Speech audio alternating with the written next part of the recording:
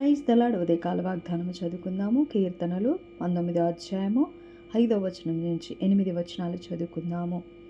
అతడు తన అంతఃపురములో నుండి బయలుదేరు పెండ్లి కుమారుని వలెనున్నాడు. శూరుడు పరుగెత్తనుల్లసించున్నట్లు తన పదమునందు పరుగెత్తనుల్లసించుచున్నాడు. అతడు ఆకాశమును ఈ దిక్కు నుండి బయలుదేరి ఆ దిక్కు వరకు దాని చుట్టూ తిరిగి వచ్చుచున్నాడు. అతని వేడిమికి మరుగైనది ఎదియూ లేదు. యెహోవా నియమించిన ధర్మశాస్త్రం యథార్థమైనది, అది ప్రాణమును తెప్పరిల్లచేయును. యెహోవా శాసనమును నమ్మదగినది, అది బుద్ధిహీనులకు జ్ఞానము పుట్టించును. యెహోవా ఉపదేశములు నిర్దోషమైనవి, అవి హృదయమును సంతోషపరచును. యెహోవా ఏర్పరిచిన ధర్మము నిర్మలమైనది, అది కన్నులకు వెలుగునిచ్చును. Praise the lord. పరిశుద్ధుడా, మహోన్నతుడా, మహాగణుడానికి వందనాలు.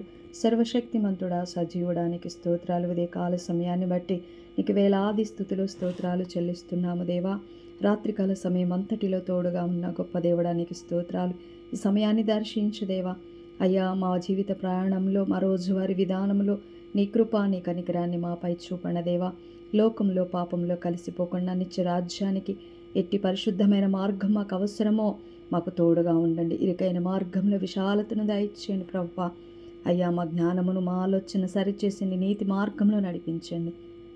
ఉదయకాల సమయం అంతటిలో మా పనుల భారమును నీకు అప్పగించుకుంటుండగా నీవే నీ కృపాని కాపుదలో భద్రపరచుకొని నీ చిత్తాన్ని మాలో నెరవేర్చమని ప్రభువా. వాక్యానుసరమైన నడిపింపు, నీ అందు భయభక్తులు గల జీవితాలు మాకు దయచేయమని ఉదయకాల సమయం అంతటిలో అయ్యా మాకున్న ప్రతి సమస్యను నీ చేతులకు అప్పగించుకుంటూ మా బరువు భారములపై అధికారిగా ఉండమని, సమస్తమును నీవే కార్యాన్ని జరిగించి మేలు కొరకే, దీవెన కొరకే మమ్మల్ని అందరినీ నీ కృపలో వాడుకోమని, అయ్యా నీ సాక్షి బిడ్డలుగా మమ్మల్ని నిలుపమని, క్షేమంగా మా గృహాలకు చేరుకునే వరకు నిండైన కృప ఆశీర్వాదాలు మా కుటుంబాలకు దయచేయమని నజరేయుడైన యేసయ్య పరిశుద్ధమైన నామములో అడిగి స్తుతించి వేడుకొని పొందుకొని ఉన్నాము తండ్రి. ఆమేన్. Praise the lord.